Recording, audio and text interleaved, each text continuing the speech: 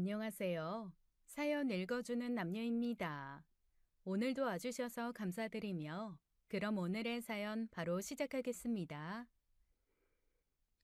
안녕하세요. 올해 42살인 여자입니다. 여러분 추석 잘 보내셨나요? 저는 올해 추석에는 부모님과 함께 했어요. 저는 이혼녀거든요. 사실 저는 추석이 싫어요. 이혼 전 추석에 있었던 너무나 충격적인 사건 때문에 아직 트라우마가 있거든요. 전 그때의 큰 사건으로 이혼을 했습니다. 이 사연을 듣는 청취자 여러분들과 저처럼 평범한 사람들은 아마 상상도 못하고 평생 이해도 못할 사건일 겁니다. 이혼하고 한동안 저도 이 사건을 입 밖으로 꺼내지 못했어요. 하지만 시간이 약이라더니 이제는 말할 수 있네요. 그래서 이 자리를 빌려 제가 이혼한 너무나 처참했던 이야기 들려드려 볼게요. 남편과 저는 그 당시 사이가 좋지 못했어요. 특별한 일이 있었던 것도 아닌데 서로 꼭 필요한 말이 아니면 하지 않았을 때였습니다. 어느 날 저녁밥을 먹던 중 남편이 갑자기 말했어요. 우리 어머니 모시고 사는 게 어떻겠어? 순간 열이 확 받았어요. 남편 말에 바로 거절했죠. 갑자기 그게 무슨 말이야? 난 절대 싫어. 남편은 잠시 뜸을 들이더니 말하더군요. 어머니 이제 나이 들어서 예전 같지 않으셔. 그리고 혼자 지내는 것도 위험하고 건강도 예전 같지 않고 최근에는 손목까지 다쳐서 혼자 지내는 게 얼마나 불편하시겠어. 그러니까 싫다고. 이러지 않기로 나한테 약속했잖아. 아니야? 그런데 갑자기 왜 이래? 자식으로서 당연한 거야. 난 뭐 이 세상에 혼자 생겼니? 다 어머니가 있으니 나도 있는 거야. 그런데 어떻게 어머니 힘들게 사시는 거 모른 척하냐? 그래? 그럼 이혼하고 당신이 모시면 되겠네. 그럴까? 그때 분명 약속했잖아. 이 말 꺼내면 이혼하기로. 아마 벌써부터 청취자 여러분들께서 제 욕을 하는 게 여기까지 들리는 것 같네요. 하지만 제가 그렇게 말할 수밖에 없는 이유가 있었어요. 그건 바로 지금으로부터 8년 전, 그 당시로는 3년 전의 사건 때문이었죠. 그 사건으로 인해 저는 정말 많은 상처를 받았었어요. 남편은 역시 남의 편이구나 실감을 하기도 했었고요. 그 사건 이후로 시어머니와 가까이 지내는 것은 상상도 할 수 없었습니다. 남편은 제 말에 답을 하지 않고 그저 한숨을 쉬며 방으로 들어가더군요. 저는 그때 이 남자가 정말 단순 효심으로 말하는 줄 알았어요. 그래서 냉정하게 대답하면서도 가슴 한편에서는 마음이 쓰렸죠. 왜 안 그러겠어요? 저도 사람인데요. 그런데 시간이 지나 보니 알겠더군요. 이 남자는 단순 효심으로 이 말을 꺼낸 게 아니라는 사실을요. 남편의 그 더러운 속내를요. 그땐 전혀 몰랐습니다. 어쨌거나 시어머니와 단단히 틀어진 사건을 먼저 말씀드릴게요. 그 사건이 터졌을 때 시어머니는 우리 집에서 2달 정도 머물렀습니다. 네, 그토록 시어머니를 모시기 싫다고 말했던 저도 한때는 시어머니를 모셨던 적이 있습니다. 시어머니는 눈길에 미끄러져 발목을 다쳐 병원을 자주 다니셔야 했어요. 그래서 그 기간 동안 저와 남편이 시어머니를 모셨습니다. 시누이는 단칼에 자기는 모실 수 없다고 거절을 했거든요.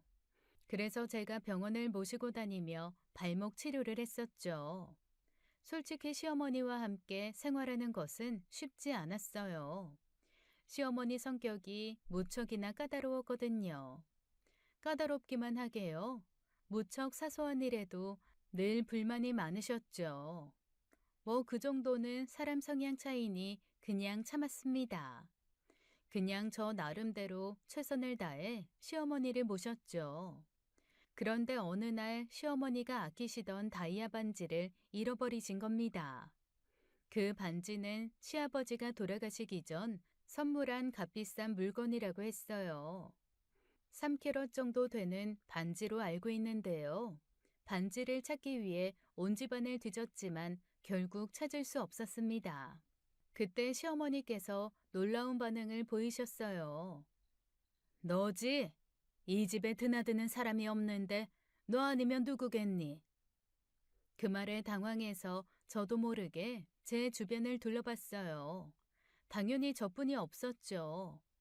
시어머니가 저를 의심할 거라고는 상상도 못했습니다. 설마 저요? 설마 저 의심하시는 거예요, 어머님? 저는 어머님 반지에 손도 대지 않았어요. 정말 몰라요. 하지만 시어머니 눈빛은 차가웠습니다. 제가 아니라는 말을 해도 듣지 않으셨어요. 그럼 그 반지가 발이 달렸니? 지가 스스로 사라지게. 너, 내가 벼르고 있었다. 그렇게 관상 자체가 남의 남자 잘 후리게 생겼더니 기어이 내 물건에 손을 대? 견물생심이라더니. 어머님, 말씀이 너무 심하세요. 저 정말 그 반지 만진 적도 없고 건드리지도 않았어요. 어머님은 아무런 증거도 없이 어떻게 며느리를 의심부터 하세요? 어머님께서 어디 다른 데 놓고 오신 걸 수도 있잖아요. 나 그 반지 잘 때도 안 빼고 잔다. 그런데 놓고 오다니 어디를 놓고 와? 이 집안을 둘러봐. 도둑년이 너 말고 누가 있어? 그럼 설마 내 아들이 그랬다는 거야?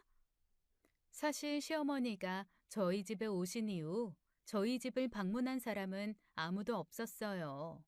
제가 자식이 있는 것도 아니기에 저희 집에서 생활한 사람은 시어머니 그리고 남편뿐이었죠. 그러니 시어머니 반지가 누구 손을 탈 상황이 아니긴 했어요. 하지만 전 억울했어요. 저는 절대 아니었거든요. 도둑년이라뇨. 저 태어나서 10원 한 장 남의 거. 순간 번쩍하더군요. 그리고 귀에서 이명 소리가 들렸어요.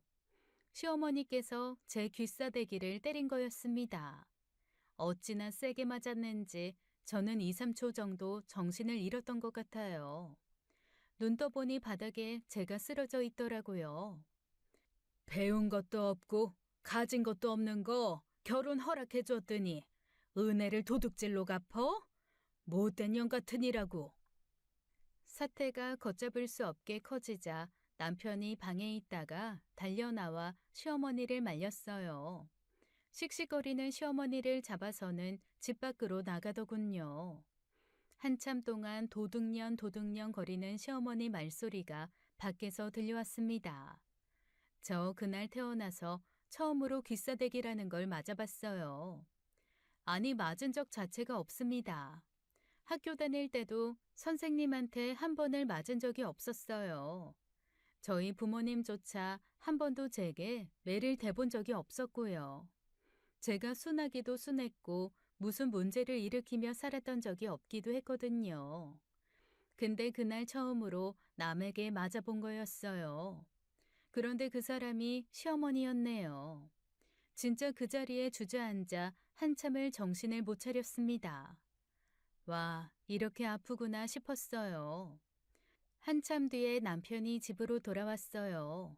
그리고 방에 들어가 시어머니 짐을 싸더군요. 일단 엄마, 집으로 돌아가시라고 했어. 엄마가 하도 동네에 떠나가라 소리를 지르셔서 엄마만 먼저 집에 모셔다 드리고 온 거야. 난 엄마 짐 좀 정리해서 옮겨드리고 올게. 여보, 나 어머니 반지 본 적도 없어. 이게 말이 돼? 자기 반지 없어졌다고 며느리 의심하면서 때리는 게 말이 되냐고. 그때 남편의 표정은 저를 한심하다는 듯이 보는 표정이었어요. 아니, 정확히는 그래서 어쩌라고 이렇게 말하는 듯 했죠.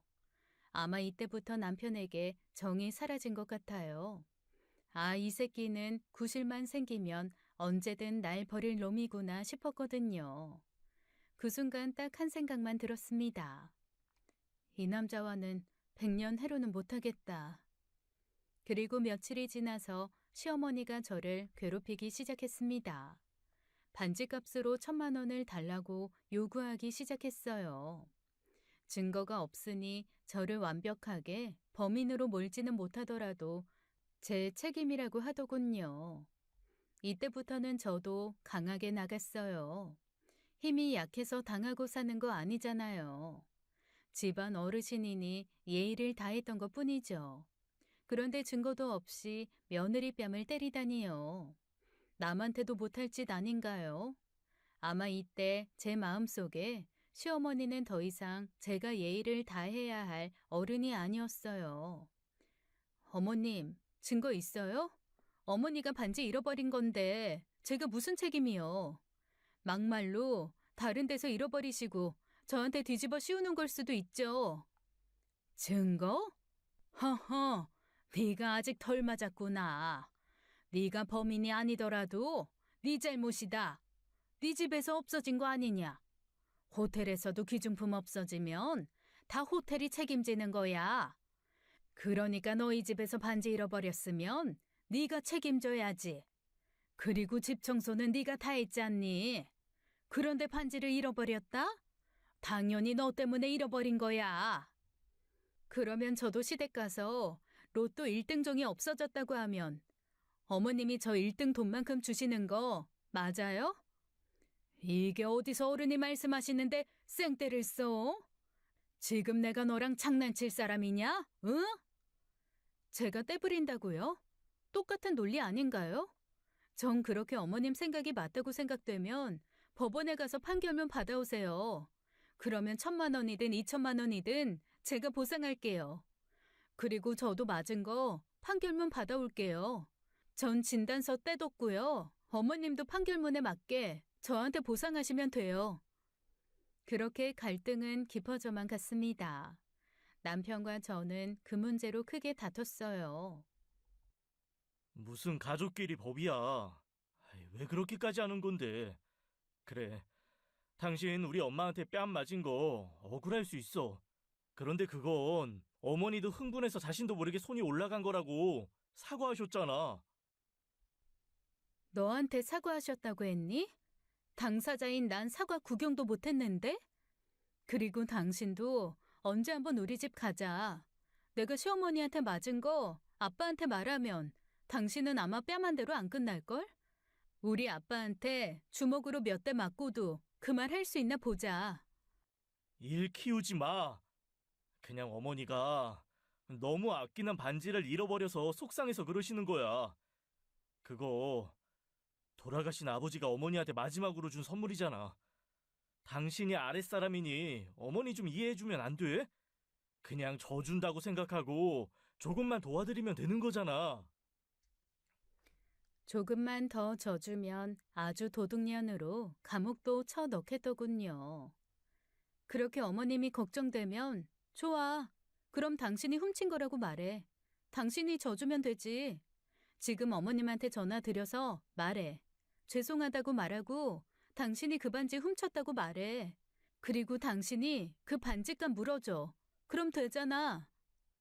내가 왜? 내가 훔친 것도 아닌데. 그럼 나는 훔쳤니? 남편은 한숨을 쉬며 아무 대답도 하지 못했습니다. 그저 지 엄마 입장만 떠들어댔지 제 입장은 전혀 들어주지도 않더군요. 그런데 며칠 뒤 상황은 생각지도 못한 반전을 맞이하게 되었어요. 우연히 길에서 시어머니를 만났습니다. 시어머니는 친구분들과 함께 있었죠. 저는 그냥 지나치려고 했어요. 그땐 인사 나누는 것도 싫었거든요. 그런데 그때 번쩍하고 제 눈에 시어머니 손에 반짝이는 무언가가 들어왔습니다. 바로 시어머니가 잃어버렸다고 그 난리를 치던 다이아 반지였어요. 그 반지가 시어머니 손가락에 끼워져 있더군요. 정말 황당해서 말이 안 나오더라고요. 저는 바로 시어머니에게 다가가 인사했습니다. 그 순간 시어머니 행동이 기가 차더군요. 시어머니는 저를 보자마자 당황한 얼굴로 재빨리 다이아 반지를 끼고 있던 손을 숨겼습니다. 하지만 어쩌겠어요. 저는 이미 그 다이아 반지를 다 봤는데요. 어머님, 잃어버리셨다는 그 다이아 반지 찾으셨어요? 저는 일부러 시어머니와 함께 있는 친구분들도 다 들으라고 쩌렁쩌렁 크게 말했어요. 아이, 왜 이렇게 소리를 질러? 아직 못 찾았다. 어머, 자기 다이아 반지 잃어버렸어? 오늘 끼고 나온 거 말고 다른 것도 있었어? 저는 바로 손을 내밀어 시어머니가 등 뒤로 숨기고 있던 손을 잡아 뺐습니다. 에이, 어머님 반지 찾으셨네. 그런데 왜 못 찾았다고 그러세요? 이거 아니야, 이건.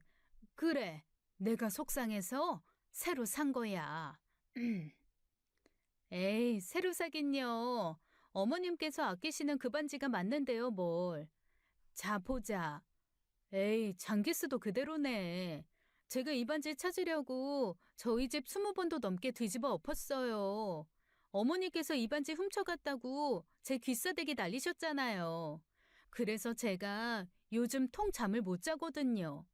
잠도 안 오니 뭐 매일 밤 그냥 집이나 엎으면서 반지 찾았죠 뭐. 그때 어머님한테 맞은 뺨이 아직도 아픈데.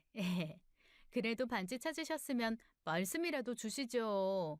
괜히 2주 동안 반지 찾느라 저 고생했잖아요. 제 말에 시어머니의 친구분들도 놀란 표정을 지었습니다. 저는 바로 시어머니 친구분을 보며 웃으며 말했어요. 그래도 반지 도둑이 며느리라고 말하면서 며느리 귀싸대기를 풀스윙으로 쳐버리는 건 좀 너무했죠. 그 모습에 시어머니께서 무척 당황해 하더군요. 그러더니 갑자기 손사래를 치며 말했습니다. 그게 이거 새로 산 거라니까? 그 반지 아니라니까? 그 반지 맞는데 뭘 아니래. 나도 알아보겠구먼. 잃어버리긴 개뿔. 자기 그 반지 지난주 모임에도 끼고 나왔고 그 지난주 모임에도 끼고 나왔잖아. 아니야? 어쩜 며느리 뺨을 때려? 자기 요즘 그럼 큰일 나. 며느리들이 획 돌아서 고소하면 그거 합의도 못해. 지금이 쌍팔년대도 아니고. 그 말에 시어머니는 급하게 자리를 떠났습니다. 아마 친구들 앞에서 무진장 창피해진 것이 분명했죠. 시어머니는 잃어버리지도 않은 반지를 잃어버렸다고 하며 저를 때렸던 겁니다. 사실 시어머니가 제게 돈을 요구한 적이 또 있었어요. 시어머니가 반지를 잃어버렸다고 하기 며칠 전에요. 친구들과 해외여행을 떠난다며 제게 용돈 500만 원을 요구했거든요. 당시 저희 집 형편이 좋지 않아서 그 돈을 드릴 수 없었어요. 그런데 그 사건 이후 다이아 반지 사건이 터진 겁니다. 그리고는 반지 잃어버린 명목으로 제게 1,000만 원을 요구한 거고요. 이쯤 되면 며느리를 상대로 사기를 친 거 아닌가요? 집으로 돌아가자마자 저는 이 사실을 남편에게 말했습니다. 그러자 모든 진실을 알게 된 남편이 제게 빌더군요. 잘못했다고요. 그날 이후 정말 한 달 정도 제 눈치를 보며 빈 것 같아요. 그러더니 남편이 먼저 말했어요. 앞으로 시댁 안 찾아가도 되고 시어머니 안 만나도 된다고요. 이혼만 하지 말아달라고요. 그래서 정말 도닦는 심정으로 남편을 한번 용서해 줬습니다. 그리고 3년 동안 시어머니를 한 번도 만나지 않은 거였죠. 그런데 갑자기 저녁밥을 먹다 말고 시어머니를 모시자고 하니 제가 얼마나 황당했겠어요. 그런데 지금 생각해보면 도닦는 심정으로 용서를 할 게 아니라 재빨리 이혼하고 도망을 갔었어야 했나 봅니다. 다이아 반지 막장 사건은 이후에 일어날 끔찍한 사건의 예고편에 불과한 거였거든요. 남편에게 다시금 시어머니 모시는 일은 어림도 없다고 말하고 며칠 지나지 않아서 큰 사건이 터졌습니다. 남편에게 충격적인 연락을 받았어요. 시어머니 집에 도둑이 들었다는 이야기였죠. 지금 엄마가 너무 무서워하고 있어. 당장 집 팔고 이사 가겠다고 난리야. 그래서 말인데 아무래도 엄마 새 집 구할 때까지 우리가 모셔야 할 것 같아. 저번에도 말했잖아. 나 어머님이랑 지내기 싫어. 아니, 못해. 당신 다이아 반지 사건 잊었어? 정 그러시면 새집 구할 때까지 아가씨 집에서 지내시면 되잖아. 딸 집에서 있으시면 되지. 왜 꼭 아들 집에서 있으시려고 해? 당신 진짜 너무한 거 아니야? 지금 그럴 때 아니라고. 엄마, 지금 우리 엄마 땡땡 병원에 입원해 있으셔. 뭐? 병원? 병원에는 왜? 저는 남편 말에 너무 놀라서 병원으로 한 걸음에 달려갔어요. 처음 남편에게 도둑이 들었다는 말을 들었을 때 그저 좀도둑이 비어있는 어머님 집을 도둑질하고 도망갔다는 말인 줄 알았습니다. 그런데 아니었더라고요. 도둑과 시어머니가 직접 마주친 거였어요. 시어머니를 본 도둑이 시어머니를 폭행하고 도망을 갔던 것이었습니다. 저는 병실 문을 열고 들어가자마자 정말 기절하는 줄 알았어요. 시어머니의 모습을 보고 말문이 막히더군요. 얼굴에는 피멍이 가득했고 머리에는 붕대를 감고 계셨습니다. 그리고 손에도 붕대가 가득 감겨 있었어요. 시어머니는 눈을 뜨고 있었지만 너무 큰 충격을 받았는지 말도 제대로 못하시는 상태였죠. 제가 갔을 때는 병실에 경찰도 있었습니다. 분명 불을 켜고 나갔다 들어왔는데 불이 꺼져 있더라고. 이상하다 싶었는데 거실에 어떤 사람 형체가 서 있는데 그놈이 갑자기 나한테 달려들더니 화분으로 나를. 시어머니가 집에서 도둑을 맞닥뜨렸고 그 도둑이 화분으로 시어머니를 때렸다고 경찰에 설명했습니다. 그 이후 시어머니는 말을 잇지 못했어요. 그런데 왜 집에 금고하고 현금이 어머니께서 사채업을 하고 있으세요? 그래서 평소에도 현금을 가지고 있는 경우가 많아서 집 금고에 보관하고 있었고요. 혹시 도둑이 그걸 알고 들어온 걸까요? 일단 그건 좀 더 조사를 해봐야 할 것 같네요. 혹시 원한 살 만한 사람 있을까요? 글쎄요. 딱히 남한테 원한을 살 만한 분이 아니라. 장씨, 장동팔, 그놈이 며칠 전에 내가 돈 갚으라니 돈 못 갚는다고. 그래서 내가 담보 잡은 거 경매 넘긴다니까. 그놈이 딸 시집갈 날 받아뒀다고 제발 몇 달만 봐달라는 거야. 내가 안 된다고 하니까 날 가만 안 둔다고. 그 말에 경찰은 알겠다며 장 씨를 조사해보겠다고 했습니다. 그리고 시어머니 집 주변 CCTV도 조사해보고 다시 진행사항 알려준다고 하더군요. 경찰이 돌아가자마자 신우이가 병원으로 찾아왔어요. 엄마, 괜찮아? 우리 엄마 괜찮은 거야? 대체 이게 무슨 일이야? 지금 막 잠드셨어. 소란 피우지 마. 그러니까 내가 처음부터 엄마 모시라고 했지? 오빠는 대체 무슨 아들이 그래? 이게 다 오빠 때문이야. 그리고 올케, 너무한 거 아니야? 며느리면 며느리답게 시어머니를 모셔야지. 어떻게 우리 엄마 방치해서 도둑한테 맡게 해? 어? 말해봐. 네가 며느리 자격이 있어? 나 우리 엄마 잘못되면 올케고 뭐고 가만 안 둬. 다 부셔버릴 거야. 그렇게 평소에 자기 엄마가 걱정됐으면 자기가 모셨으면 되는 거 아니었을까요? 참 황당한 말이었어요. 신우이는 저보다 나이가 많았습니다. 당시 남편이 45살이었는데 신우는 43살이었죠. 저는 37살이었고요. 그래서 신우이는 평소에도 제게 반말을 막 했습니다. 분명 제가 손윗사람이긴 했지만 어리다는 이유로 언니 자는 붙이기 싫대요. 그래서 제게 올케라고 부르며 막말을 하더군요. 시어머니도 뻔히 그걸 알면서 별말 안 하더군요. 하지만 지금은 상황이 상황인지라 하나하나 따지고 있을 수는 없었어요. 그렇지 않아도 어머님 이제 살던 집에 들어가지 않으시겠대요. 무섭다고. 집 팔고 이사 가시겠다는데 집이 금방 팔리는 것도 아니잖아요. 그래서 그동안 어머님을 모실 사람이 필요한데, 아가씨, 어머님 몇 달만 보실 수 있죠?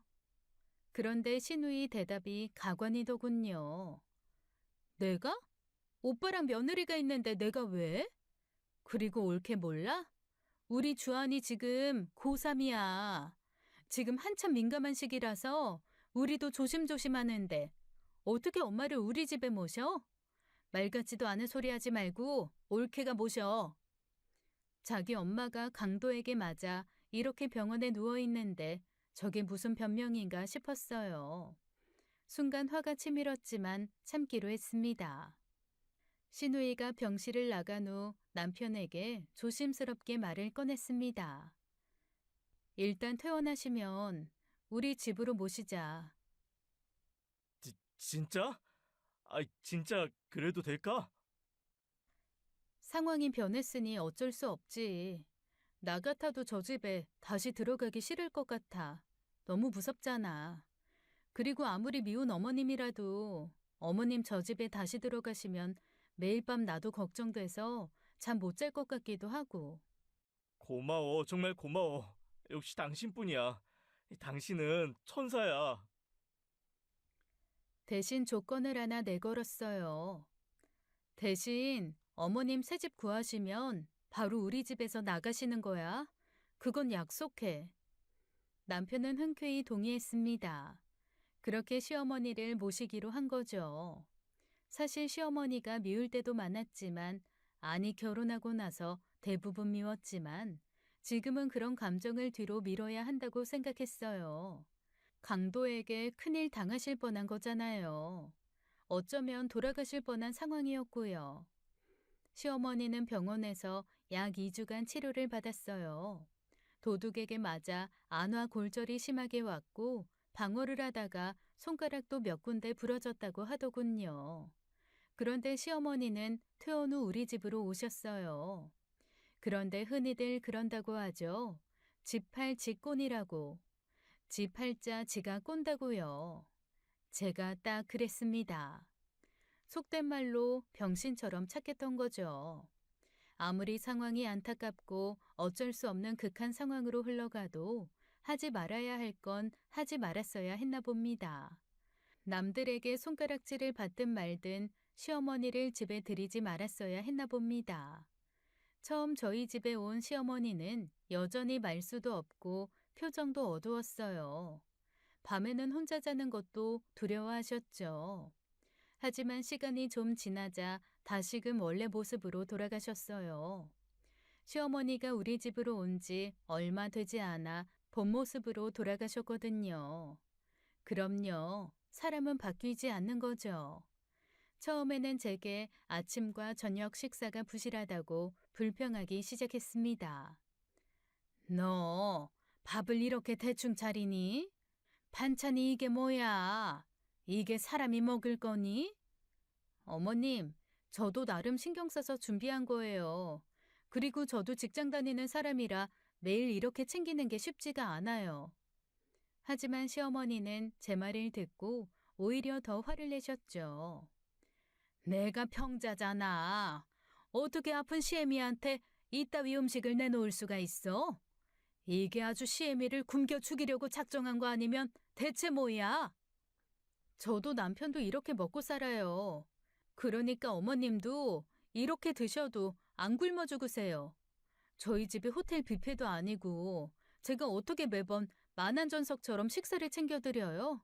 제가 한 음식들이 불편하시면 어머님께서 직접 해드시면 돼요. 그동안도 어머님께서 혼자 잘해 드셨잖아요. 제가 음식을 대충 준비한 것도 아니었어요. 저도 출근을 해야 하지만 어머님이 아프시니 나름 신경 쓴다고 매일 새벽 4시에 일어나 반찬 준비를 모두 해두었어요. 제가 일 나간 다음에도 편하게 차려 드시라고요. 그런데도 저렇게 불만을 표하시니 당연히 저도 참을 수가 없었죠. 집은 구하고 있어? 어머님 집을 보러 오는 사람은 있고? 아직 계약하겠다는 사람이 없네. 보러 오는 사람도 없고. 장난해요? 사람들이 당연히 보러 안 오지. 내가 사모님한테 그 가격에 절대 못 판다고 했어요. 요즘 가뜩이나 부동산 시장이 매수자 우위 시장인데, 아이 사모님이 너무 막무가내야. 아니 시세보다 5억이나 비싸게 올려두면 그걸 누가 사? 그 집이 5억짜린데 10억에 팔면 누가 사냐고. 이거 뭔 장난하는 것도 아니고. 아이 사모님도 안 팔겠다는 뜻이지 뭐. 아이 팔지도 않을 거 왜 그 가격에 올려두라는 거야? 사실 내가 부끄러워서 집 보러 오는 손님들한테 소개도 못하고 있어요. 소개했다가 욕이나 바가지로 먹으니까. 진짜 황당하더라고요. 시어머니는 원래 시세보다 5억이나 비싸게 집을 팔고 있으셨어요. 그러니 당연히 집을 보러 오는 사람이 없었죠. 한마디로 저희 집을 그냥 나갈 생각이 애당초 없던 겁니다. 집을 시세보다 5억이나 비싸게 올려두시면 어떡해요? 모자른 거사. 내 집이 로얄동 로얄층이잖니. 언제부터 도로가에 있는 1층이 로얄동 로얄층인데요? 계속 이렇게 하시면 저도 어쩔 수 없어요. 네가 어쩔 수 없으면 어쩔 건데? 왜? 내쫓기라도 하겠다는 거냐? 어머님 집 금매로 3억에 올려둘 거예요. 2년이? 3억이 말이 되냐? 내 집을 왜 네 맘대로 팔어? 5억짜리를 10억에 팔겠다는 분도 있는데 3억은 왜 말이 안 돼요? 그게 싫으시면 제대로 된 가격으로 파세요. 3개월 드릴게요. 3개월 뒤엔 집이 팔리든 말든 어머님하고는 같이 살기 어려워요. 네가 뭔데 내 아들 집에서 나가라 말아야? 무슨 소리세요? 이거 제 집이에요. 등기 떼드려요? 저 결혼할 때 친정아빠가 저한테 직접 해준 제 집이라고요. 주한 씨 저랑 결혼할 때 불알 2짝 차고 온 거 말고는 하나도 없어요. 기억 안 나세요? 제 말에 시어머니는 얼굴이 굳어졌습니다. 급하게 남편이 와서 시어머니를 방으로 모셨어요. 씩씩거리는 제게 남편이 와서 말하더군요. 시어머니 집 정상가로 올려둘 테니 참으라고요. 하지만 결국 제가 참지 못하는 사건이 터지고 말았습니다. 제가 늦은 시간 퇴근을 하고 지친 몸으로 집에 왔을 때였어요. 시어머니 친구분들이 저희 집에 와 있으시더군요. 이미 막걸리 몇 통을 드신 지 취해 계셨어요. 시어머니는 저를 보자마자 술상을 차리라고 명령했습니다. 야, 술상 좀 차려봐라. 친구들 왔으니까 제대로 차려라. 저는 당황했습니다. 시어머니는 아직 몸이 완전히 회복되지 않으셨고 무엇보다 술을 마시면 안 된다고 의사가 신신당부했거든요. 어머님, 아직 술 드시면 안 돼요. 의사가 말한 거 같이 들으셨잖아요. 하지만 시어머니는 제 말을 듣지 않으셨습니다. 오히려 저를 향해 소리치기 시작했습니다. 누가 네 말 듣고 술 마시냐? 술맛 떨어지게 헛소리 말고 그냥 차리라면 차려. 내가 마실지 말지 알아서 할 테니까. 저는 더 이상 싸우고 싶지 않았습니다. 회사 일로 많이 지쳐 있었고 지금 시어머니와 언쟁을 해도 제 말을 들을 뿐이 아니었으니까요. 그래서 그냥 배달로 족발을 주문해 술상에 내놓았습니다. 시어머니 친구분들도 계시니 최소한의 예의를 지키려고 했죠. 야, 족발만 시키냐? 그 뭐냐, 회도 좀 시켜라. 예, 너는 왜 네 며느리한테 야야거려? 듣는 우리도 불편하다. 애기 엄마, 미안해요. 내 친구가 좀 많이 취한 것 같네. 요것만 먹고 우리 금방 갈 거야. 미안해요. 그 순간 시어머니는 정말 참지 못할 말을 하기 시작했어요. 애기 엄마는 개뿔. 죄도 없는데 무슨 애기 엄마야? 전년이 저게 10년이 넘도록 애를 못 가져. 밭이 썩었다 썩었어. 애가 어찌나 부실한지 임신하면 유산하고 임신하면 유산하고. 야, 나는 손자는 못 보고 죽으려나 보다. 내 새끼는 뭔 죄가 많아서 저런 걸 데리고 사는지. 에휴. 그 말을 듣는 순간 가슴이 철렁 내려앉았습니다. 시어머니의 저 말들은 저에게 큰 상처였어요. 결혼한 지 10년이 되었지만 저희 부부는 아직 아이를 갖지 못했습니다. 10년 동안 유산만 3번을 했었죠. 그 3번도 시험관을 통해 간신히 가진 아기였어요. 시험관 시술을 받은 이유도 남편 정자가 다른 남자들보다 현저히 적고 운동성이 나빠서였죠.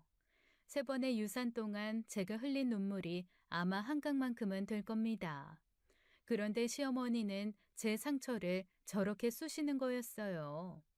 시어머니가 계속해서 제 흉을 보며 친구들에게 웃음을 주자 더 이상 참을 수 없었습니다. 어머님, 저희가 애 못 낳는 이유는 제가 부실해서가 아니에요. 주한 씨 문제도 있다고요. 너 그게 무슨 말버릇이야? 네가 못해서 그런 걸 왜 우리 아들 탓을 해? 시어머니의 화난 목소리가 집안에 울려 퍼졌습니다. 시어머니 친구분들은 분위기가 살벌해지자 하나둘 자리를 뜨기 시작하더군요. 하지만 저는 이미 한번 터진 감정을 주체할 수 없었어요. 지금도 보세요. 남편이란 사람이 매일 새벽까지 술 먹고 들어오는데 애가 생기겠어요? 애는 뭐 저 혼자 가져요? 의사가 남편한테 술 끊고 운동하고 건강관리 하라고 하는데도 주한 씨는 매일 술 마신다고요. 솔직히 막말로 이 상황에서 애 안 가지는 게 오히려 맞아요. 이게 아주 찢어진 입이라고 오늘 막말을 하는구나. 내 아들은 너 때문에 이렇게 된 거야. 네가 이따위로 어른 공경 못하니까 하늘도 노하셔서 애를 안 주는 거라고. 그때 남편이 들어왔어요. 역시나 술에 취해 들어오더군요. 오늘은 또 왜들 그래? 저 밖에까지 당신 목소리 다 들려. 어디 감히 시어머니한테 언성을 높여? 세상이 좋아졌다 하니 진짠가 보다. 내가 이제 죽을 때가 됐나 보다. 며느리년이 아주 나 죽으라고 소리 지르는 거나 듣고 말이야. 내가 친구들 앞에서 얼굴을 들 수가 없다 이제. 에휴, 주아나, 나 이제 그만 살련다. 더 살아봐야 뭐하냐. 며느리 구박만 받고 살지. 엄마도 적당히 하세요, 적당히. 이 사람도 지금 노력하고 있잖아요. 이 사람, 엄마가 고맙다, 미안하다. 한마디 해주면 엄마한테 더 잘할 사람이에요. 그런데 왜 이렇게 엄마 며느리를 못 잡아 안달이세요? 결국 시어머니는 아들놈 키워봐야 소용없다는 말을 마지막으로 방으로 들어가시더군요. 그리고는 이내 취하셔서 코를 드르렁 골며 잠에 들었어요. 결혼 초기에는 아이도 갖고 행복한 가정을 꾸리고 싶었습니다. 하지만 시간이 지날수록 남편은 점점 더 멀어져가는 느낌이었어요. 그 원인이 무엇인지 명확하지 않았지만 한 가지는 분명했습니다. 저희 부부에게 더 이상 희망이 없다는 것이요. 저는 그날 밤 남편에게 말했습니다. 우리 이혼하자. 그게 맞는 것 같아. 은혜야, 화 풀어. 아이, 내가 다 미안하다. 엄마 모시는 게 아니었는데. 내일 당장 엄마 집으로 돌려보낼게. 엄마가 싫다고 하면 동생네 보낼게. 미안해. 그런 말 하지 마. 당신은 대체 뭐 하는데 매일 새벽에 들어오는 거야?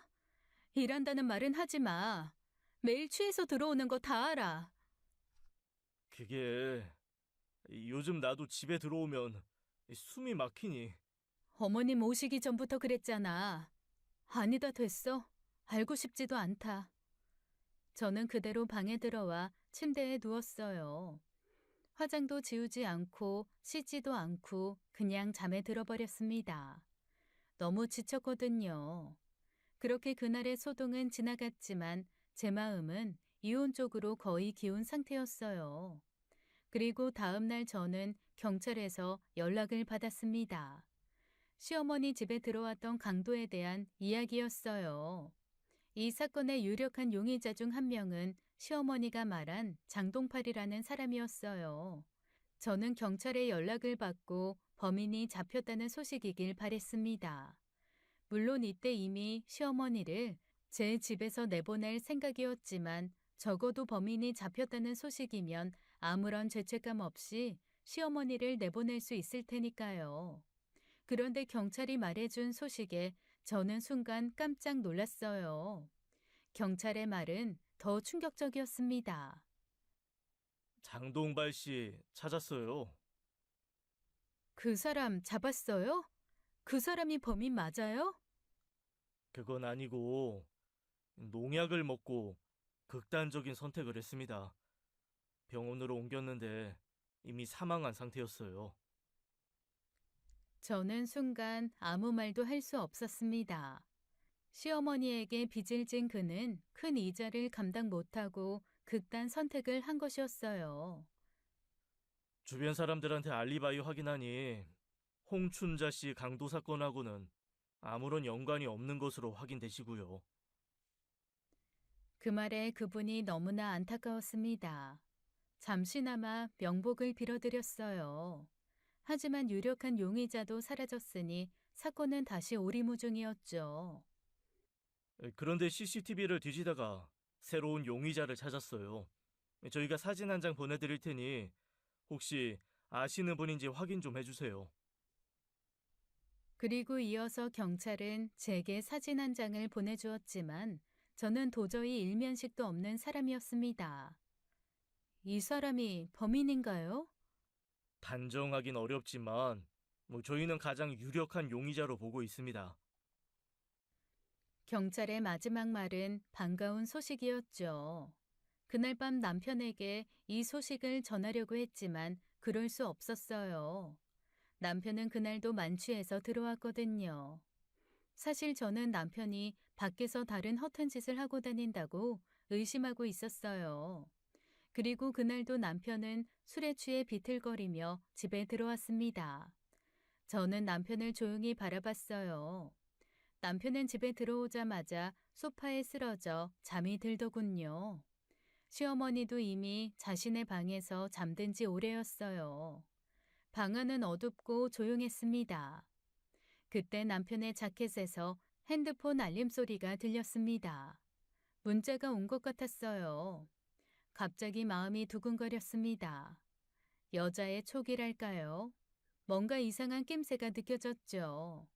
저는 잠들어 있는 남편을 바라보다가 남편 핸드폰을 주머니에서 꺼냈습니다. 남편 핸드폰은 잠겨 있었지만 쉽게 풀 수 있었어요. 죽은 듯 잠들어 있는 남편의 지문으로 잠금을 풀었거든요. 떨리는 손으로 남편의 손가락을 가져다 대고 남편 핸드폰 잠금이 풀렸습니다. 그리고 화면에 떠 있는 문자를 확인했죠. 들어갔어? 보고 싶어. 단 4글자. 그 문자를 보는 순간 심장이 멎는 듯한 기분이 들었습니다. 내 생각이 맞구나. 설마 이렇게까지 남편이 추락할까 싶었지만 남편이 외도하고 있다는 제 의심이 맞았어요. 남자끼리 보고 싶다고 문자를 하지는 않을 테니까요. 누가 남편에게 이런 문자를 보낸 걸까 머릿속이 복잡해졌습니다. 하지만 그 문자 외에는 다른 어떠한 이상한 증거도 없었어요. 다른 메시지나 사진, 통화 기록에서 더 이상 흔적을 찾을 수 없었죠. 저 문자 외에는 증거는 전혀 없었습니다. 저 문자를 보낸 사람이 누구인지도 알아낼 수 없었죠. 저는 잠시 고민에 빠졌습니다. 이 문자를 보고 남편을 바로 추궁할 수도 있었지만 미꾸라지 같은 남편놈이 빠져나갈 수도 있었어요. 그래서 저는 보다 신중하게 움직이기로 결심했습니다. 다음 날 아침 남편이 일어나자 저는 평소처럼 아무렇지 않게 행동했습니다. 속으로는 분노가 가득했지만 겉으로는 티를 내지 않으려 애썼죠. 더 확실한 증거를 찾아야 했습니다. 오늘도 회식 있어? 남편은 피곤한 얼굴로 고개를 끄덕였어요. 저는 그날 바로 흥신소에 연락을 했습니다. 그리고 남편의 뒷조사를 의뢰했죠. 저는 흥신소에 돈은 얼마든지 줄 테니 남편의 뒷조사를 최대한 빨리 진행해달라고 요청했어요. 한시라도 함께 사는 것이 곤욕이었거든요. 이대로라면 제가 미칠 것 같았기에 하루라도 빨리 진실을 알고 싶었어요. 흥신소에서는 2주 안에 결과를 알려주겠다고 했습니다. 그동안 저는 아무렇지 않은 척 남편을 대했지만 속으로는 하루하루가 고통이었죠. 드디어 2주가 지나고 흥신소로부터 연락이 왔습니다. 제가 의심하고 상상했던 것이 모두 현실이 되는 순간이었어요. 남편은 회사에서 야근을 하는 것이 아니라 내연녀를 만나고 있었습니다. 남편이 참 싸구려 같은 놈이라 생각됐어요. 남편의 외도가 사실이라는 것을 확인하는 순간 제 분노도 현실이 되었죠. 흥신소는 그 증거로 내연녀의 사진을 저에게 보내주었어요. 그런데 저는 그 상간녀의 사진을 보고 큰 충격을 받았습니다. 설마 이 여자랑 바람을 피우고 있을 줄 정말 상상도 못했어요. 단순 남편의 외도만을 생각하고 있었는데 남편의 비밀은 더 추악하고 더러운 그 무엇이었습니다. 그때가 추석이 다가오는 주였어요. 저는 흥신소에 다시 연락을 했습니다. 남편 상간녀의 상세한 모든 정보를 모아달라고 요청했어요. 상간녀의 정확한 신원과 지금 거주하는 곳 뿐만 아니라 그 여자에 관한 모든 것을 알아봐 달라고 부탁했죠. 이때 저는 분노와 충격으로 사실 제정신이 아니었어요. 그만큼 상간녀의 정체가 너무 충격적이었거든요. 하지만 감정을 억누르고 차분하게 증거를 모아야만 했습니다. 일주일이 흘렀습니다. 그 사이 저는 속으로 끓어오르는 감정을 겨우 누르며 일상을 유지하고 있었어요. 그리고 어느덧 추석 전날이 되었습니다. 그날 아침 시어머니는 저희 집에서 추석 차례를 지낼 테니 알아서 준비하라고 하더군요. 이번 추석 차례는 여기서 지낼 거니까 네가 알아서 준비 잘해둬라. 아니 근데 이게 어딜 노려봐? 너 이제 내가 만만하냐? 저도 모르게 시모를 노려봤나 봐요. 지금 남편과 이혼할 상황인데 내가 왜 당신 집안 차례를 지내야 하나 싶었거든요.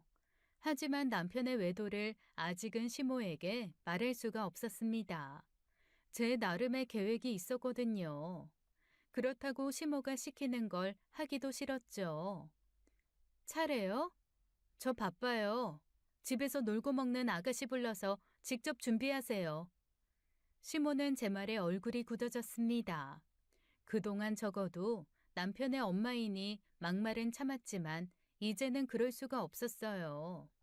남편과의 관계도 시모와의 갈등도 모두 극에 달한 상황에서 제가 차례 음식을 준비한다는 건 어불성설이었습니다.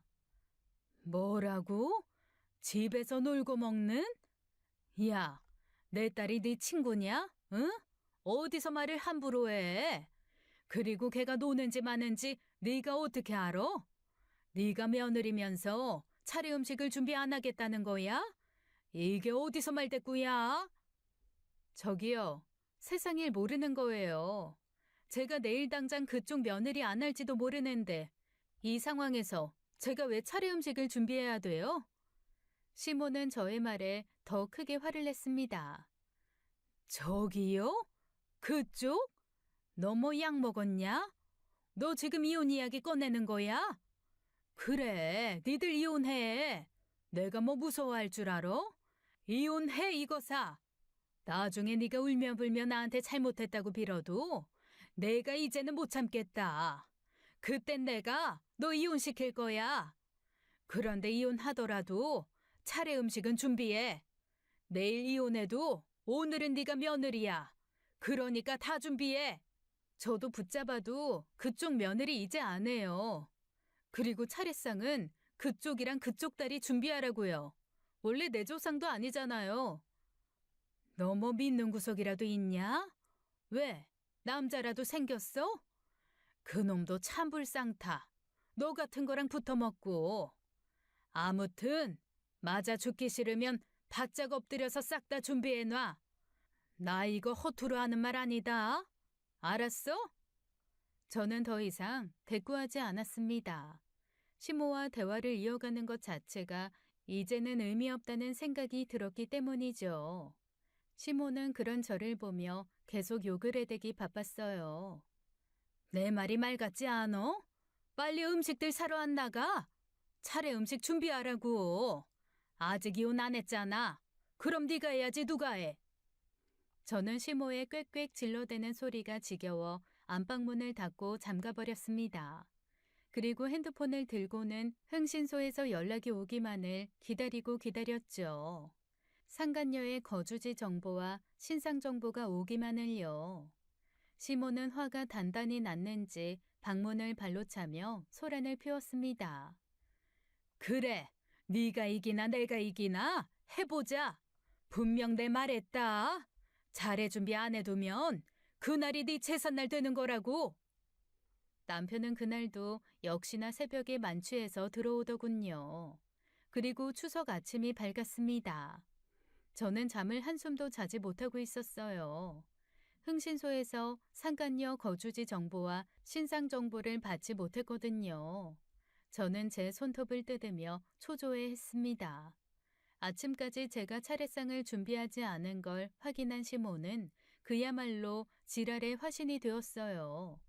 하지만 저는 시모의 지랄을 더 이상 신경 쓰지 않았습니다. 그날 아침 일찍 흥신소에서 상간녀의 현재 거주지 정보와 신상 정보가 제게 넘어왔거든요. 저는 상간녀가 지금 있는 곳의 정보를 급히 한 남자에게 보냈습니다. 사실 그토록 상간녀가 지금 있는 곳의 정보를 기다린 이유가 다 있었어요. 그 남자에게 상간녀 정보를 보내고 나니 이제 더 이상 제가 할 일은 없었습니다. 굿이나 보고 떡이나 먹으면 되는 일이었어요.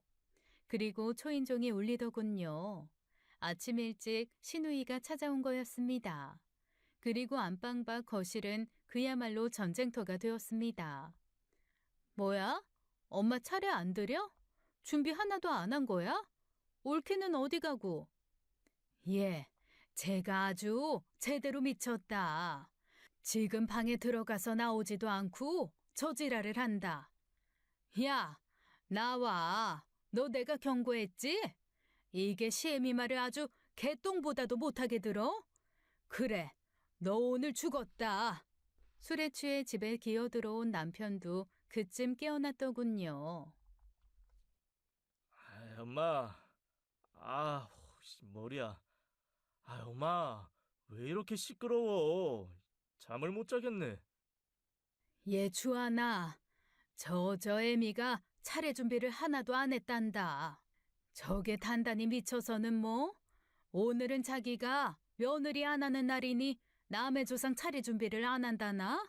이딴 소리만 한다. 엄마는 그게 무슨 소리야? 야, 은혜야.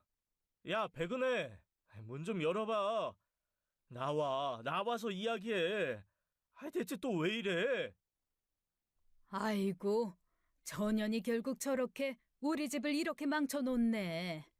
차례도 준비 안 하고 도대체 며느리로서 네가 하는 게 뭐야? 조상님, 죄송합니다. 죄송합니다. 다 전현 탓이니 저거 저기 숨어있는 전현한테 화를 푸세요. 신우이의 표독스러운 목소리도 들리더군요. 홀케, 나오라고. 도대체 이게 뭐야? 내가 아주 버르장머리를 고쳐놔야겠어. 오빠, 오늘 나 말리지 마. 아주 저거 머리털을 다 뽑아서 교육을 시켜놔야 다시는 우리한테 못 대들지. 그때 제가 드디어 방문을 열고 나갔어요. 그리고 한마디 했습니다. 저 오늘부터 저 인간이랑 이혼합니다. 당신들 며느리 안 한다고. 그러니까 내 집에서 나가요. 명절날부터 경찰 부르기 싫으니까 소란 그만 피우고 나가라고요. 뭐? 미쳤어? 세상에 어느 며느리가 차례 때문에 이혼을 한다니? 그게 말이 돼? 버르장머리 없는 게 내가 아주 오늘 네 버릇 좀 고쳐놔야겠다. 그러면서 신우이는 제 뺨을 세게 때렸습니다. 순간 얼굴이 화끈거렸어요. 이로써 제가 이 집안 인간들한테 맞은 게 두 번째였습니다. 더 이상 참으면 그냥 병신인 거죠. 저는 아무 말 없이 신우이의 뺨을 힘껏 갈겼습니다. 신우이가 제게 때린 뺨이 작은 짝소리였다면 제가 신우이 뺨을 갈긴 건 마치 큰 나무가 쓰러질 때 나는 듯한 쩍소리였어요. 그만큼 제 마음속에 있는 모든 울분을 담아 날린 싸대기였으니까요. 방아는 순식간에 얼어붙었죠. 어디 버르장머리 고쳐봐. 해보라고. 난 가만히 있니? 어? 남편과 시모는 그 모습을 보고 소리쳤습니다. 뭐 하는 거야? 정말 미쳤어? 감히 누구한테 손을 대? 남편도 저를 향해 화를 내더군요. 지 마누라가 먼저 맞은 건 보이지도 않나 봅니다. 전 그동안 참아왔던 모든 감정을 한꺼번에 터뜨렸습니다. 오늘이 바로 사생결단을 내는 날이었고 저는 오늘만을 벼르고 있었거든요. 바로 남편에게 다가가 남편 뺨도 갈겨버렸어요. 쩍소리와 함께 남편은 휘청이며 한쪽 무릎을 꿇었습니다. 남편 뺨에는 제 손바닥 자국이 남더군요. 사실 제가 고등학교 때까지 배구부였어요. 아마 성인 남성도 정신줄 놓고 싶을 만큼 충분히 아팠을 겁니다. 내 말 못 알아들어? 이혼하자고. 왜? 왜 너희들은 좋게 말하면 못 알아듣니? 꼭 짐승 새끼들처럼 맞아야 말이 통하니? 내가 꼭 개같이 지랄을 해야 알아들어? 내 집에서 나가라고. 이제 끝내자고. 난 너희들 시자 붙은 것들 정말 지긋지긋하다고. 순간 방 안에 있던 모든 사람이 말을 멈췄습니다. 시모는 그제야 저를 놀란 눈으로 쳐다봤죠. 예은혜야, 말로 혀, 말로. 이혼이라니. 왜 또 그러는 거야? 그래, 알았어. 차례 지내지 마. 안 지내도 돼. 그치, 엄마? 야, 강미진, 너 새언니한테 사과해. 어디 새언니 뺨을 때려? 새언니, 미안해요. 저는 진짜 사실 무슨 상황인지 잘 모르는데 엄마가 하도 화를 내길래. 내가 지금 고작 차례상 때문에 그러는 줄 알아? 당신이 그동안 뭐라고 돌아다녔는지 내가 모를 거라고 생각했어? 내가 등신 병신이라 아무것도 모르는 줄 알았냐고. 너 바람난 거 다 알아. 어제도 새벽까지 그 여자랑 뒹굴다 온 거 다 안다고. 이미 증거도 다 있고 그리고 네가 상상도 못할 것들도 내가 다 알아. 아마 내가 입 열면 네 엄마는 놀라서 기절할걸? 남편은 당황한 표정으로 말을 잇지 못했고 시모는 그제야 눈이 커져서 저를 바라봤습니다. 뭐? 그게 무슨 말이야? 우리 아들이 바람이 났다니? 시모는 충격을 받은 듯 했습니다. 그동안 시모는 남편이 완벽한 아들이라고 믿고 있었던 것 같아요. 남편이 늦게 들어오는 이유가 저 때문이라며 저를 탓해왔지만 이제 그 모든 것이 잘못된 판단이었다는 것을 알게 된 겁니다. 하지만 저는 거기서 멈추지 않았어요. 진짜 메인인 가장 큰 충격 비밀은 아직 털어놓지도 않았거든요. 어머님, 지금 놀라시면 안 되죠. 어머님 아들 바람보다 더 충격적인 사실이 있어요.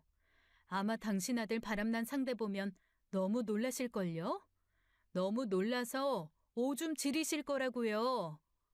시모는 멍한 표정으로 저를 바라보았습니다. 남편은 제 말에 무언가 눈치를 살짝 챈 듯했어요. 무슨 말이야? 그리고 나 바람 안 피웠어. 증거 있어? 미친놈. 착한 척 효자인 척하는 네 연기도 이제 역겹다. 야, 다 끝났어. 이제 그만 연기해. 진짜 가증스러워. 널 보고 있으면 저 못된 시모가 불쌍해 보일 지경이야. 증거? 내가 그런 것도 준비 안 하고 지금 이 지랄 하고 있는 것 같냐? 병신아. 그때였습니다. 정말 너무나 타이밍 좋게 집에 경찰들이 들이닥쳤어요. 경찰들은 남편을 가리키며 다가왔고 남편은 갑작스러운 상황에 당황한 표정이었습니다. 경찰은 남편을 잡아채더니 차분하게 미란다 원칙을 고지했어요. 강주환 씨, 당신을 강도상해 교사 혐의로 체포합니다. 당신은 변호사를 선임할 권리가 있으며 당신의 말은 법정에서 불리하게 사용될 수도 있습니다. 순간 집안은 난장판이 되고 말았어요. 시모는 그 말을 듣자마자 충격에 빠진 듯 경찰에게 달려들었습니다.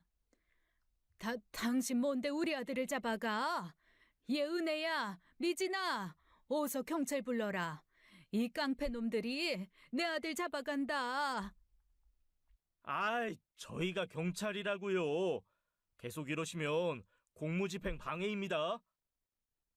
그러니까 경찰이 왜 내 착한 아들을 잡아가냐고. 우리 아들이 얼마나 착한 앤데. 내 아들은 법 없이도 살 사람이야. 죄 짓는 그런 인간이 아니라고. 아니다. 당신들 경찰 맞아? 너 누구야? 누가 사주하고 너희 보낸 거야? 죄 많은 시모는 경찰을 보고도 믿지 못하더군요. 시모는 나중에 경찰들을 붙잡고는 눈물까지 흘리며 그들을 막아섰습니다. 할머니, 계속 이러시면 같이 잡혀가세요. 자세한 내용은 경찰서에서 확인하시고요. 지금은 강주환 씨 법에 따라 체포하겠습니다. 야, 박 형사, 강주환 씨 데리고 나가. 남편은 아무 말도 하지 못한 채 고개를 숙이고 있었습니다. 그 모습 자체가 자신의 죄를 인정하는 꼴이었죠.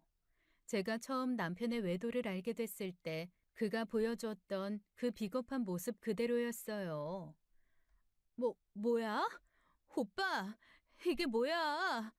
홀케, 네가 꾸민 일이지? 네가 지금 우리 오빠 함정에 빠뜨린 거지? 우리 집에 있는 C자 붙은 사람들은 왜 다들 저렇게 현실을 외면하는지 모르겠더군요. 제가 경찰을 사주할 정도면 정말 무서운 사람 아닐까요? 하긴 그 정도로 머리가 잘 돌아가는 사람들이 아니었죠. 경찰이 남편을 데리고 나가자 시모와 시누이는 그 자리에 주저앉았어요. 저는 그저 그 모습을 지켜볼 뿐이었습니다. 시모는 충격에서 헤어나오지 못한 채 주저앉아 어리둥절한 얼굴로 저를 쳐다봤습니다. 그리고 갑자기 저를 향해 분노를 터뜨리기 시작했어요. 그래, 너 이거 다 네가 꾸민 짓이지?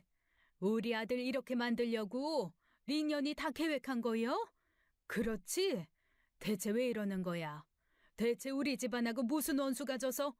아이고, 왜 우리 집안을 이렇게 풍비박산 내는 거냐 이년아. 시모는 눈물을 흘리며 미친 사람처럼 소리를 질렀습니다. 그런 시모를 바라보는데 사실 안타까웠어요. 아무리 제게 못할 짓을 많이 한 사람이지만 자기 아들이 저지른 범죄의 그 진실은 너무나 참혹했거든요. 저는 차분하게 시모에게 입을 열었습니다. 어머님, 제가 꾸민 일 아니에요. 다 강주한 어머님 아들이 저지른 일이라고요. 그리고 어머님이 더 큰 충격을 받을 사실이 있어요. 마음 단단히 먹고 들을 준비되면 말씀하세요. 뭐야? 대체 내 아들이 뭘 그렇게 잘못해서 경찰이 잡아가는지 빨리 말해. 남편이 강도 상해죄로 체포된 이유 바로 시어머님 집에 강도가 들었던 그 사건 때문이에요. 시어머니는 놀란 표정으로 저를 바라봤습니다. 뭐? 그게 무슨 말이야? 그게 내 아들이랑 무슨 상관이야? 저는 천천히 말을 이어갔습니다. 저는 이전에 경찰에게서 받은 CCTV에 찍힌 용의자 사진을 시모에게 보여주었어요. 이 사진, 어머님도 경찰한테 받으셨죠? 어머님을 그렇게 잔인하게 때린 강도 용의자 사진이요. 나도 받았어. 경찰한테. 그게 뭐 어때서? 올케는 대체 하고 싶은 말이 뭐야? 저는 이어서 다른 사진을 꺼내 시모와 신우에게 보여주었습니다. 시모는 그 사진을 본 순간 두려움에 손을 떨기 시작하더군요. 어머님, 이 여자가 남편 내연녀예요. 그 순간 시모는 비명을 지르며 자지러지듯 소리를 질렀습니다. 네, 맞습니다. 경찰이 보여준 CCTV의 용의자와 남편의 내연녀가 동일인이었어요.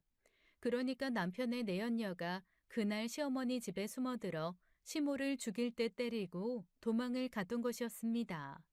그래서 제가 남편에게 이혼을 통보하기 전에 그토록 남편 내연녀가 지금 숨어 있는 장소를 흥신소를 통해 파악한 거였어요.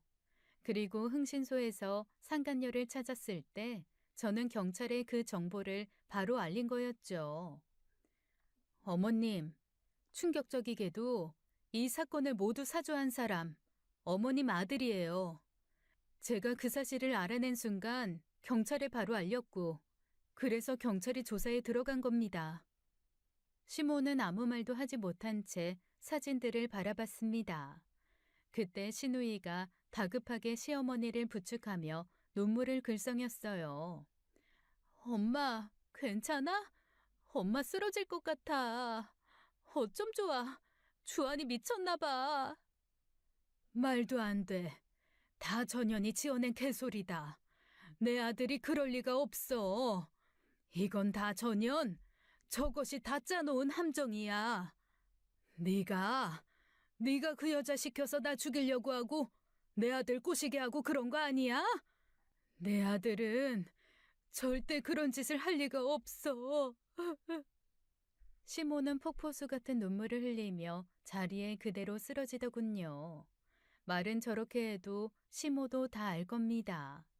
제가 말한 게 사실이라는 것을. 다만 믿고 싶지 않은 거였겠죠. 어머님, 제가 왜 그런 짓을 해요? 상간녀가 어떻게 어머님 집에 현금이 있다는 걸 알았겠어요? 어떻게 어머님 집 비밀번호를 알아서 그렇게 쉽게 들어왔을까요? 그리고 어떻게 금고 비밀번호까지 알아서 그 안에 있는 돈을 훔치려고 했겠어요? 저는 멈추지 않고 마지막 진실을 밝혔습니다. 어머님도 아시잖아요. 그 모든 걸 알고 있는 사람은 딱 2명뿐이에요. 바로 어머님과 남편이죠. 저한테도 알려주신 적 없으시잖아요. 그런데 제가 무슨 수로요? 저는 어머님 집 비밀번호도 몰라요. 남편이 상간녀한테 어머님 집에 있는 돈과 금고 비밀번호 알려주지 않았다면 그 여자가 어떻게 그런 것들을 알 수 있겠어요. 남편이 어머님 집 털라고 시킨 거예요. 말도 안 돼. 못된 년. 내가 너 처음에 볼 때부터 알아봤다. 이렇게 우리 집 박살낼 거라는 거 알아봤어. 결국 너 때문에 우리 집이 이렇게 풍비박산이 나는구나. 아휴. 시모는 저에게 욕을 퍼부으며 감당할 수 없는 진실을 부정하려 했어요. 하지만 이제 모든 증거가 나와 있기에 상관없었습니다. 시모는 비틀거리며 시누이에게 몸을 맡기고는 더 이상 제 말을 듣지 않으려는 듯 급히 밖으로 나갔어요. 내가 직접 경찰서로 가서 확인할 거요. 네 말은 믿을 수가 없다. 무슨 착오가 있는 거야? 아니, 꾸며낸 말일 거야. 시모는 저를 향해 끝까지 욕을 퍼부으며 경찰서로 급히 향했습니다. 시누이는 그런 시어머니를 부축하며 따라 나섰어요. 경찰은 남편보다 먼저 내연녀를 잡았고 그녀는 모든 것을 자백했다고 합니다. 남편이 모든 것을 시켰다고 술술 다 불었다네요. 자기는 시키는 대로만 했다고요. 외도 커플의 말로는 역시나 서로 뒤통수를 치는 거죠. 제 예상은 틀리지 않았습니다. 남편과 내연녀는 외도를 하며 씀씀이가 커졌고 남편은 시어머니 집에 현금이 있다는 사실을 알고 내연녀에게 그 돈을 털어오라고 시켰습니다. 결국 내연녀는 시어머니 집에 침입했죠. 하지만 계획은 틀어졌어요. 내연녀는 시어머니에게 들켰고 당황한 끝에 시어머니를 폭행한 후 도망쳤다고 합니다. 여기까지가 내연녀가 털어놓은 사건의 전말이었어요. 그런데 경찰이 집요하게 조사를 하다 보니 사건이 이상하게 흘러갔습니다. 수사 중 제가 모르고 있던 사실이 드러나더군요. 그건 저도 차마 상상도 못한 일이었어요. 홍충자 씨 앞으로 거액의 사망 보험금이 들어져 있더라고요. 남편은 자기 엄마 앞으로 거액의 사망보험금을 최근 집중적으로 들어둔 겁니다.